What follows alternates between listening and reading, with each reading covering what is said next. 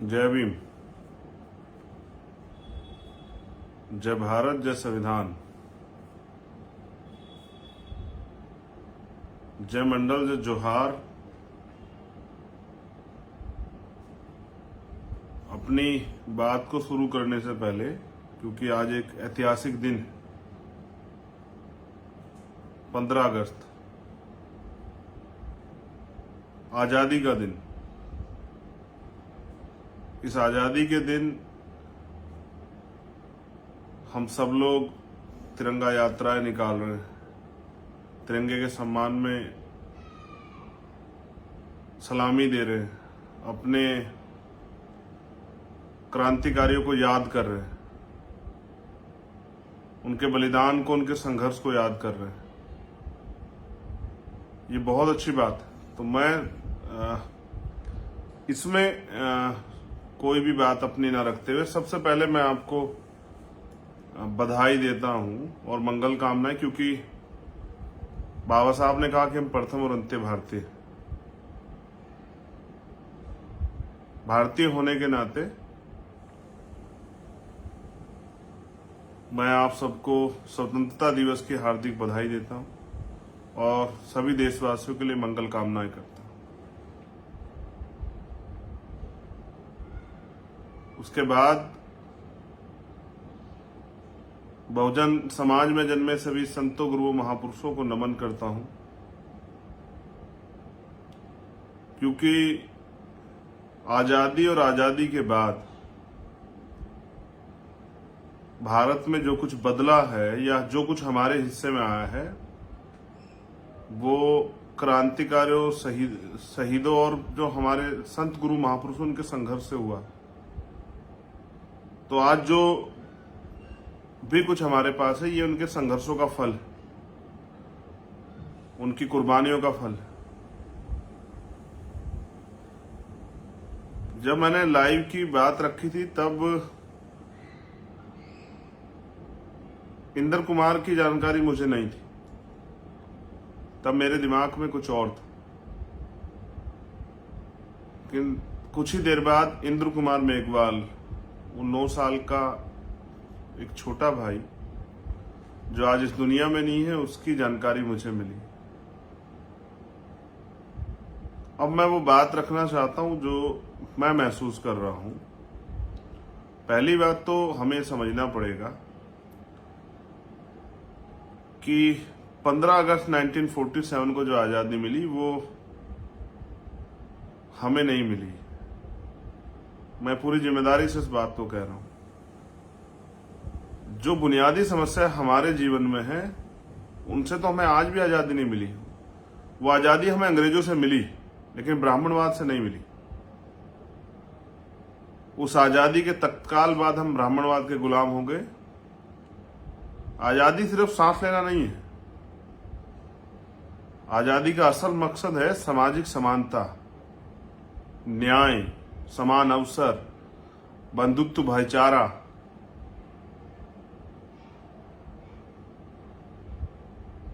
लोगों को के स्वाभिमान, सम्मान की रक्षा,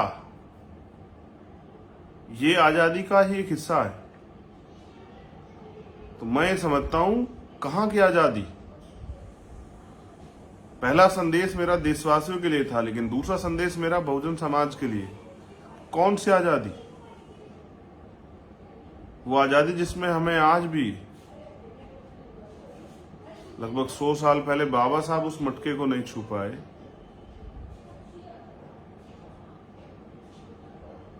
आज भी हमें मटके, पानी का मटका छूने की आजादी नहीं है। उस आजादी में जी रहे हम लोग। हम अपनी बात को कह नहीं सकते। गुलामी, बेगारी, परेशानियों में हमारा जीवन है। सुबह उठ के हम संघर्ष के दौर में निकल जाते हैं, शाम में घर आते हैं इस बात के साथ कि चैन से कुछ घड़ी सोने को मिलेंगे। इतना जुल्म तो अंग्रेजों के समय में भी नहीं हुआ जितना जुल्म आज की सरकारों में, आरएसएस, बीजेपी और कांग्रेस की सरकारों में जो हमारे ऊपर हो रहा है। जितनी तमाम तरह की समस्याएं आज की सरकारों ने, क्योंकि सत्ता का एक चरित्र था, हमारे सामने खड़ी की, और परसों की घटना के बाद बहुत कुछ बदला है। सत्ता का चरित्र देखा हमने और हमारे कार्यकर्ताओं ने, हमारे भाइयों ने, हमारी बहनों ने, हमारे साथियों ने। तो पहली बात, देश की ये आजादी झूठी है क्योंकि देश की जनता भूखी। आजादी तब मिलेगी जब इस देश से गरीबों को आजादी मिलेगी, गरीबों को भी आर्थिक समानता मिलेगी। जब छुआछूत, जातिवाद, धर्म संप्रदाय के नाम पे जो नफरत बढ़ रही है, भ्रष्टाचार, जब ये खत्म होगा, जब आदमी पे आदमी का शोषण खत्म हो जाएगा, तब इस देश में आजादी, असली आजादी आएगी। वो आजादी जो सिर्फ किताबों तक सीमित हो। साथियों, मैं जब पढ़ता हूं तो मैं ये महसूस करता हूं कि ब्राह्मणवाद की गुलामियों में जकड़े हुए हैं हम लोग। और इसका उदाहरण है कि हम पैदा होते नीच हो जाते हैं भारत की जाति व्यवस्था में। एक बच्चा जो उसी प्रक्रिया से जन्म लेता है जिस प्रक्रिया से सभी बच्चे जन्म लेते हैं, लेकिन जब वो पैदा होता है तो उसके माथे पे जाति का टैग होता है कि वो नीच जाति का है। उससे कर्म, वो फूल सा नाजुक बच्चा, उसको ये भी नहीं पता है कि उसका भविष्य क्या, उसका जीवन क्या है, वो कहाँ जन्मा है। वो उसको पहला ज्ञान उसके परिवार से मिलता है। उसको ये भी नहीं पता होता क्या खाना है, क्या पीना है। उसको अच्छे बुरे का भी नहीं पता, गर्म ठंडे का भी पता नहीं होता, लेकिन उसको हाँ ये पता होता है भारत में कि वो किस जाति समुदाय में जन्मा है। तो ये ब्राह्मणवाद ने जो जाति व्यवस्था बना के और ये जो गुलामी, ये जो भाईचारा तोड़ने का षड्यंत्र, देश को विखंडित करने का षड्यंत्र जो ये किया गया है, उसके कारण आज भी देश में भाईचारा नहीं। हम आजादी तो मना रहे हैं, हम तिरंगा लेके तो घूम रहे हैं, लेकिन हम घूम कहाँ रहे हैं और मना क्या रहे हैं? कहीं हम मजबूर हैं कि हमें आदेश है सरकारी डिपार्टमेंट के, कहीं मजबूर हैं हमें स्कूलों के आदेश है, कहीं मजबूर हैं कि हमें दिखावा करने के लिए आजादी मनानी पड़े। क्या मैं जानना चाहता हूं कि क्या आज से पहले कभी तिरंगे का सम्मान नहीं हुआ देश में? और आज अमृत महोत्सव के नाम पे, कौन सा अमृत महोत्सव जिसमें पीट पीट के हमारी हत्या कर दी जाएगी, उस अमृत महोत्सव की आजादी मनाए हम लोग?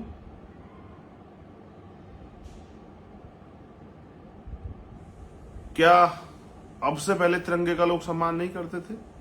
क्या तिरंगे के लिए जान नहीं देते थे?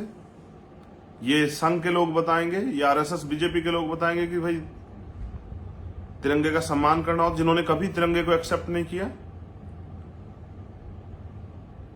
जिन्होंने कभी तिरंगे का सम्मान नहीं किया, जिन्होंने अपने मुख्यालय पर तिरंगा लगने के बाद लगाने वालों को पीटा, उनके खिलाफ मुकदमा करा दिया।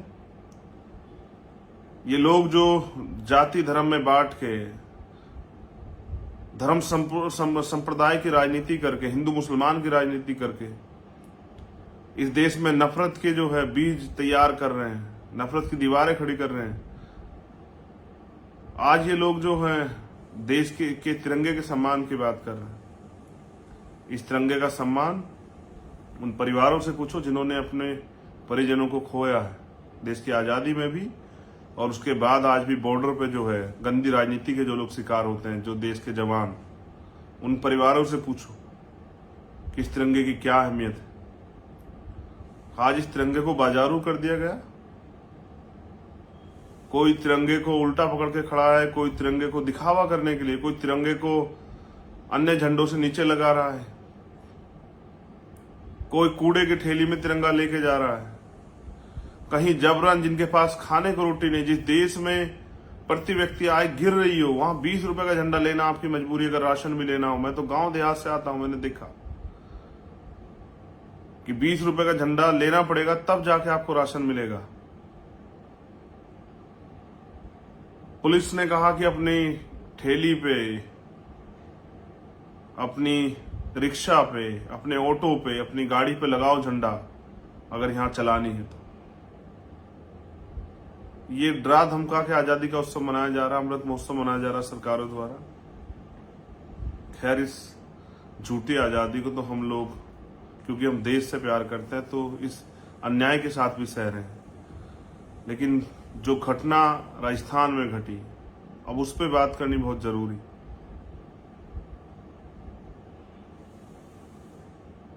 इस देश में इंसान की पहचान उसकी जाति की वजह से, ना कि उसके कर्म की वजह से। जालोर में जो हुआ, वो 9 साल का बच्चा जिसको ये भी नहीं पता था कि ऊंच नीच क्या होता है और जाति क्या होती है। जाति जन्म से होती है या कर्म से होती है या धर्म से होती है। उसको इसलिए पीटा गया क्योंकि उसका अपराध था, उसने मटकी छुई थी। जब मैंने वो पहली बार उस फोटो को देखा तो मैं सिहर गया। जब मैंने उसकी आवाज सुनी, जब उसके पिताजी उसको एम्बुलेंस में ले जा रहे हैं, उसको आवाज लगाते, कहते हैं कि अगर मेरी आवाज आ रही तो हेलो करके हाथ हिला। जब मैंने उसको देखा तो मैंने महसूस किया कि जिस बच्चे को 9 साल तक उसके माता पिता ने पाला होगा, आज उन पे क्या बीत रही होगी। उस माँ पे क्या बीत रही होगी जिसने अपनी सारी सुख सुविधाएं, अपनी सेहत, सब चीजों को दांव पे रख के उसको जन्म दिया होगा। और वो मर क्यों गया? क्योंकि उसको वो जातिवाद की भेंट चढ़ा। उससे पहले जितेंद्र मेघवाल पाली में, वो जातिवाद की भेंट चढ़ा सिर्फ मूछें रखने की वजह से। ये ब्राह्मणवाद है जो आपको जाति के हिसाब से नीच बना के और आपको आपके अधिकारों को, आपकी स्वतंत्रता को रोक देता है। और अगर आप जो अधिक बुनियादी अधिकार संविधान ने आपको दिया, आप उनका पालन करना चाहो, उनको ग्रहण करना चाहो, उनका आनंद लेना चाहो, तो फिर कुछ लोगों की जातीयता को के दम्भ को जो है ठेस पहुंच जाती है और वो आपकी हत्या करने पर उतारू हो जाते हैं। मैंने एक तोहका मुख्यमंत्री राजस्थान अशोक गहलोत, जो कांग्रेस के मुख्यमंत्री, उन्होंने दिया जब जितेंद्र मेघवाल के परिवार के लिए उन्होंने समान न्याय की बात की। इसलिए मेरी उनसे उम्मीदें खत्म हुई क्योंकि वो झूठ बोलते हैं। लेकिन अब जब इंद्र कुमार की हत्या हुई, उसकी जान गई, 23 दिन तक मुकदमा नहीं लिखा गया, उल्टा दबाव बनाया गया उस परिवार पे।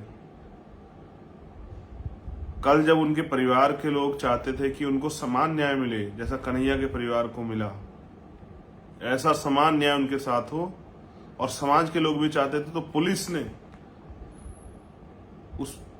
उन लोगों को वहां पीटा।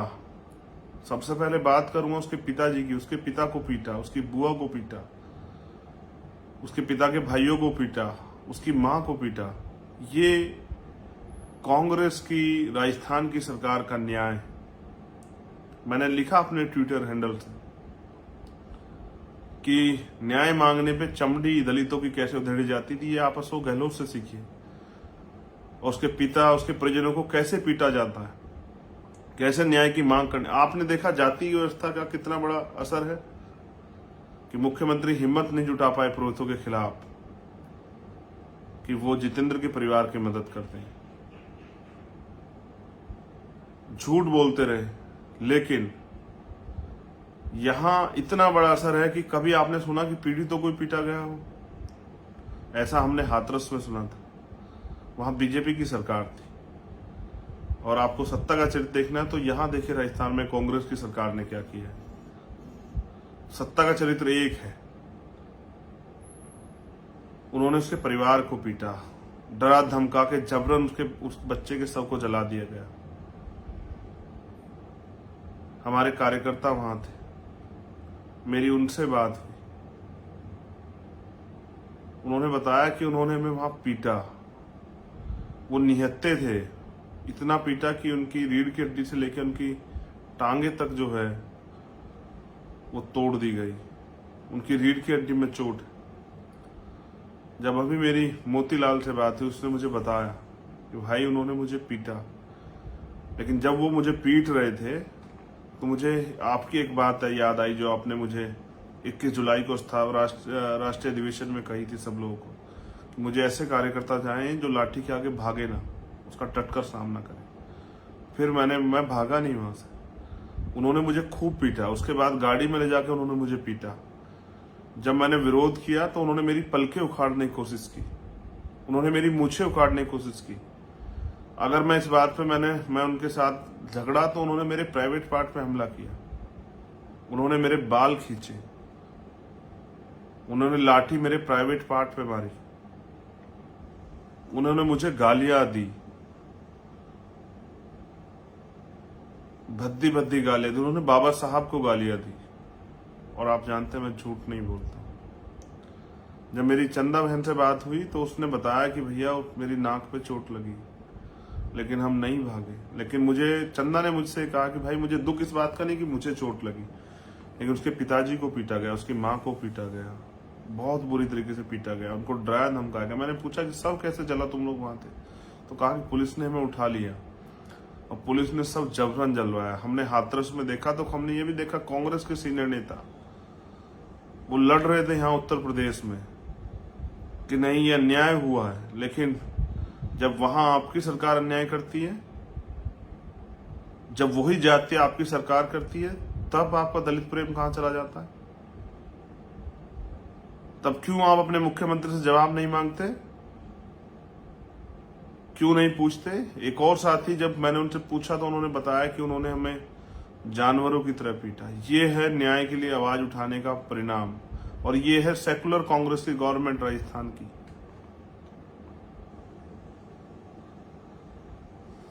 मुझे पता लगा कुछ एक वहां के कुछ जनप्रतिनिधि ने हिम्मत जुटाई कि इस अन्याय के खिलाफ उन्होंने अपने पद से इस्तीफा देने की मांग की। लेकिन मैंने तो कल ये लिखा और मैं ये सोच भी रहा था, मैंने इंटरव्यू में भी कहा कि आप जो नेता वहां कांग्रेस पार्टी और अन्य पार्टियों में हैं, बीजेपी या ऑन बोर्ड पार्टियों में, जो स्पेशली बहुजन समाज के नेता हैं, दलित समाज के नेता हैं, वो गुलाम से बढ़कर क्या है? अगर वो अपने लोगों की आवाज नहीं उठा पा रहे, अगर उनके बच्चों की हत्या हो रही है वो चुप हैं, तो वो उनकी राजनीति का क्या फायदा है समाज को? क्या वो राजनीति अपने फायदे के लिए कर रहे हैं, समाज के फायदे के लिए? मैं पिछली बार गया था, मुझे उदयपुर एयरपोर्ट पर रोक देगा। मैं इस बार भी जा रहा हूं 18 तारीख में, हो सकता है मुझे रोक दे, हो सकता है कि वो मुझे जेल भेज दें जयपुर की तरह, जब मैं सीएचए की लड़ाई लड़ने के लिए। मैं नहीं डरता उनकी जेल से, लेकिन इस बार मैंने तय किया है कि इस बार मेरी लाश तो वापस आ जाएगी, लेकिन मैं वहां से वापस नहीं आऊंगा जब तक हमें न्याय नहीं मिलेगा। क्योंकि मैंने देखा कि पिछली बार भी जब पाली में अन्याय हुआ, उदयपुर की टीम, उदयपुर संभाग की पूरी टीम, जोधपुर संभाग की पूरी टीम में कैसे मेरा के कार्यकर्ता अपने खून पसीने कमाई से साधन लेके वहां आया, इस उम्मीद के साथ कि हमें न्याय मिलेगा। मैं फिर उनसे अपील करूंगा पूरे राजस्थान के साथियों से कि 18 तारीख को वो जरूर पहुंचे उस परिवार के पास। मेरे जाने से पहले कांग्रेस के नेता भी और अन्य पार्टियों के नेता भी बेचारे उस लड़ाई को लड़ने के लिए जाने का प्रयास करेंगे। मैं उन नेताओं का धन्यवाद देता हूं जो जाने का प्रयास करेंगे। लेकिन मैं तानाशाह मुख्यमंत्री को ये बता देना चाहता हूं कि सत्ता परमानेंट के लिए नहीं होती, सत्ता आती जाती रहती। मैंने कल भी कहा था, ये लाठी आपने उसके परिवार पर नहीं चलाई, क्योंकि वो तो दुखी पीड़ित परिवार है।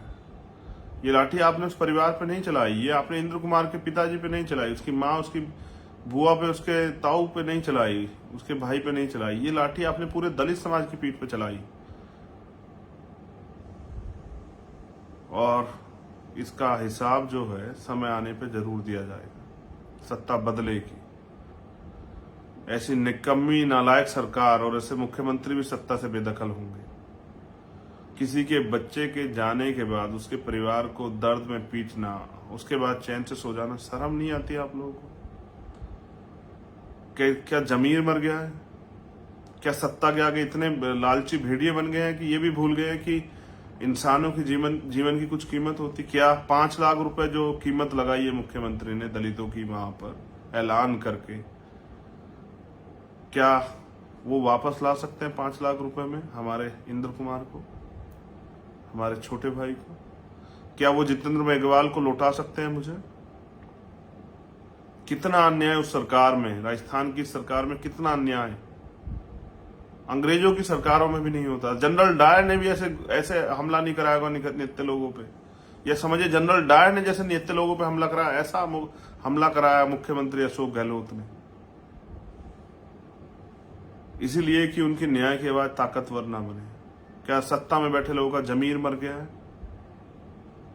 एक बाप ने अपना बेटा खोया, एक माँ की कोख जो है वो सूनी हुई, उजड़ गया उनका घर, उनके सपने, और उनको पीटते हुए शर्म नहीं आई इस सरकार को? फिर नेट बंद करवा देते हो इसलिए कि अन्याय के बाद जो अन्याय आप लोग वहां कर रहे हो दूर तक ना जाए।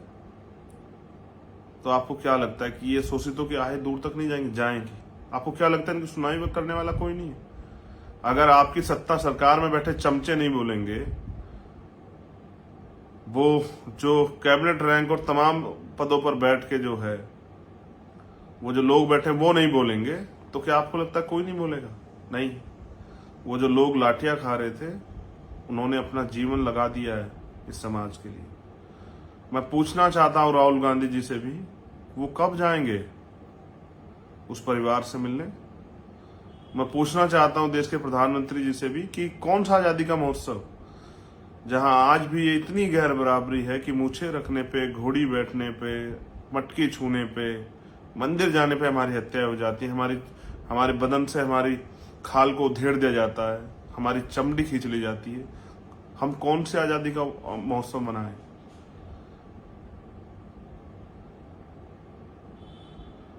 तो मैं तकलीफ में तो हूं, लेकिन मैं जानता हूं कि शोषितों को ये सहना पड़ेगा जब तक वो अपनी आजादी के लिए नहीं लड़ेंगे। बाबा साहब ने भी कहा, अन्याय करने वाले से ज्यादा अन्याय सहने वाला ज्यादा दोषी होता है। उन्होंने ये भी कहा कि अगर आप अन्याय खिलाफ लड़ते हुए आपकी मौत हो जाती है तो आपकी आने वाली पीढ़ी इसका बदला जरूर लेंगी, लेकिन अगर आप अन्याय सहते हुए मर जाते हैं तो आपकी आने वाली पीढ़ी गुलाम बन जाएगी। उन्होंने कहा बलि बकरों की दी जाती, शेरों की नहीं।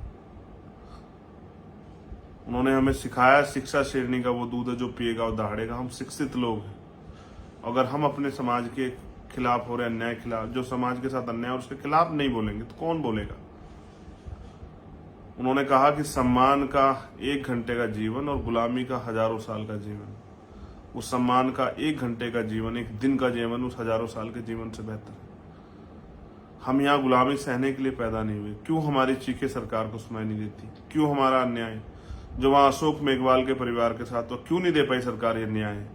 रोज वहां दलितों के साथ अन्याय होता है, कभी वहां सामूहिक रेप होता है चूरू में, कभी थाना गाजी में सामूहिक रेप होता है, कभी कुछ होता है, कभी कुछ होता है। अब तो आंसू भी सूख गए हमारे लोगों के, अब तो उनकी आवाजें भी कुंद गई हैं, अब तो वो इशारे से भी नहीं बता पाते। इतना अन्याय, और फिर अन्याय के खिलाफ आवाज उठाने पे लाठियों से पीटते। गोली क्यों नहीं चलवा दिया अशोक गहलोत आपने? कुछ लोग मर जाते, आपके कलेजों को ठंडक तो पड़ती, आपके उन सामंतियों के कलेजों को ठंडक तो पड़ती जिन लोगों ने इंद्र कुमार के साथ ये अन्याय किया। उनकी सोच को, टीचर तो समाज का दर्पण होता है, अध्यापक। हम आज भी गुरुओं का सम्मान करते हैं। मैं आज भी अपने गुरुओं के सम्मान में अपनी गाड़ी से उतर जाता हूं, उनके चरण स्पर्श करता हूं, क्योंकि मैं मानता हूं कि मेरे आज यहाँ पहुंचने में उनका योगदान है। उस शिक्षक के बारे में भी ये समाज ऐसे ही सोचता होगा। मेरे पिताजी खुद एक शिक्षक थे, उनके संस्कार, उनके विचार आज मेरे अंदर हैं। तो मैं सब कुछ छोड़ के शोषितों की लड़ाई लड़ने के लिए मैं यहाँ इस मैदान में हूँ। लेकिन उस अध्यापक को, उसने तो उस पद को भी कलंकित कर दिया। तमाम तरह के झूठ फैलाए जा रहे हैं कि वहां ऐसी कोई मटकी घटना नहीं थी, उसने मारपीट नहीं की। और ये वो लोग हैं जो हाथरस में भी उन रेपिस्टों के पक्ष में खड़े थे। यहाँ जाति का इतना बड़ा महत्व है, उसके अपराध कम हो जाते हैं, उसकी जाति के लोग उसके समर्थन में खड़े जाते हैं। और हम वो लोग हैं कि जब हमारे व्यक्ति से कोई गलती होती तो हम उसको खुद गिरफ्तार करवाते हैं, कहते हैं कि नहीं इसने गलत किया है। ये फर्क है हम और आप में।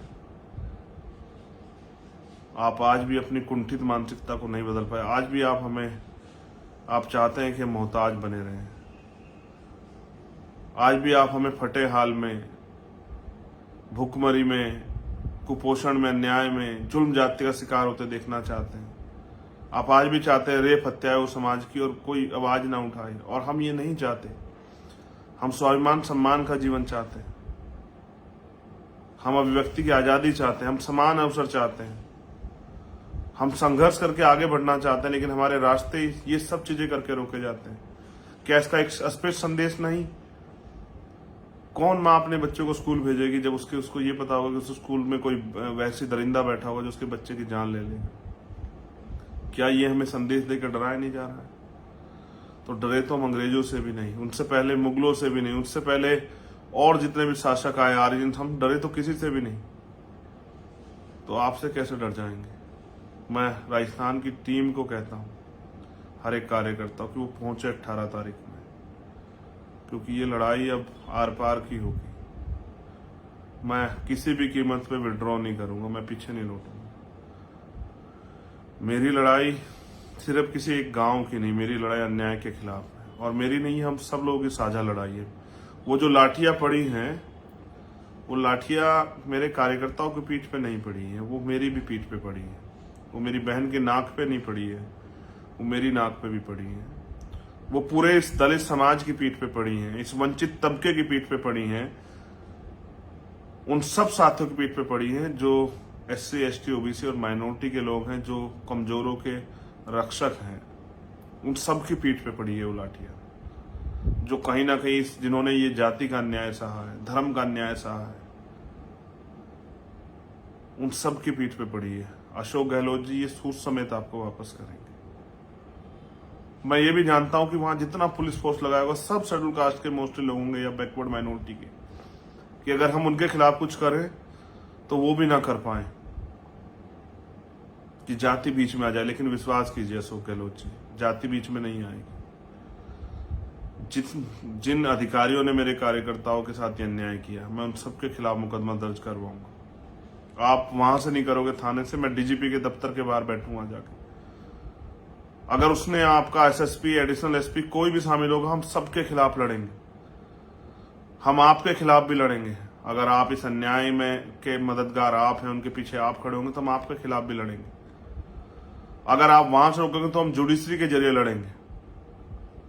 और अगर आपको लाठी मारने का इतना शौक है तो मैं भी आऊंगा। आप मारना लाठी, आप लगवाना लाठी। मेरे कार्यकर्ताओं को क्यों पीट रहे हो? मुझे ही पीटो, सीधा एहसास कराओ कि आप हम दलितों की को जो के नेतृत्व खत्म कर देना चाहते हैं। मैं आपके चरित्र को देख चुका हूं, मैं आपकी सरकार के चरित्र को भी देख चुका हूं। मैं पूरे देश में जो सत्ताधारी दल है उनकी सरकारों को, उनके चरित्र को देख चुका हूं। और मैं पूरे देश में जो जुर्म जाति अन्याय होता है दलितों के साथ, आदिवासियों के साथ, पिछड़ों के साथ, मुसलमानों के साथ, जैन, सिख, बौद्ध, पारसी, ईसाई, इन सब के साथ, महिलाओं के साथ, बुजुर्गों के साथ, वो सारा अन्याय हम रोज देखते हैं, क्योंकि एक बहुत बड़े संगठन से हम लोग जुड़े हुए हैं। उसके एक कार्यकर्ता हैं भीम आर्मी भारत एकता मिशन के। लेकिन ये जो अन्याय आपने किया है, ये अन्याय बर्दाश्त नहीं होगा। मैं अपनी बात को खत्म करते हुए अपने राजस्थान के साथियों से कहना चाहता हूं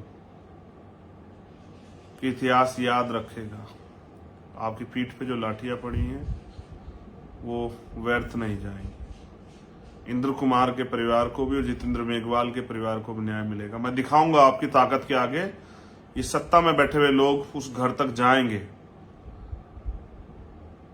इनके नेता उनके उस घर तक जाएंगे, उन घर के लोगों को बहलाने फुसलाने का काम करेंगे। मेरे जाने खबर से इतने बौखला जाएंगे कि ये वहां जा चक्कर काटते नजर आएंगे। लेकिन याद रखना, इन्हीं की सरकारों में आपके ऊपर ये लाठियां पड़ी, इन्हीं की सरकारों में ये रीट से लेकर तमाम भर्तियों में घोटाले हुए हैं, CHA के साथ अन्याय हुआ है। इन्हीं की इसी सरकार में जो है जितेंद्र मेघवाल के साथ हत्या हुई, झूठ बोला गया कि ये दे रहे हैं, ये कर मांग पूरी करेंगे। वहीं दूसरी तरफ आप देखो किस तरह से जो है अन्य लोगों को मुआवजा और उनकी जो है उनको सुविधाएं दी गई। मुझे उनसे कोई परहेज नहीं, लेकिन अन्याय जब किसी एक के साथ होता है तो, या जब किसी दूसरे के साथ भी होता है, तो न्याय का पैमाना एक होना चाहिए। आप 5 लाख रुपए में हमारे भाई की, हमारे बेटे की जान को खरीदना चाहते हैं। बाबा साहब ने हमें वोट दिया है, हम देंगे जवाब इस बार। मैं आप सबसे अपील करूंगा कि आइए, उदयपुर, जोधपुर, पाली, जालोर, तमाम जो साथी हैं, पूरे राजस्थान के साथियों से मेरी अपील है कि पहुंची और इस बार इतनी ताकत से लड़ेंगे कि सत्ताधारी दल को भी हमारी लड़ाई पर नाज होगा।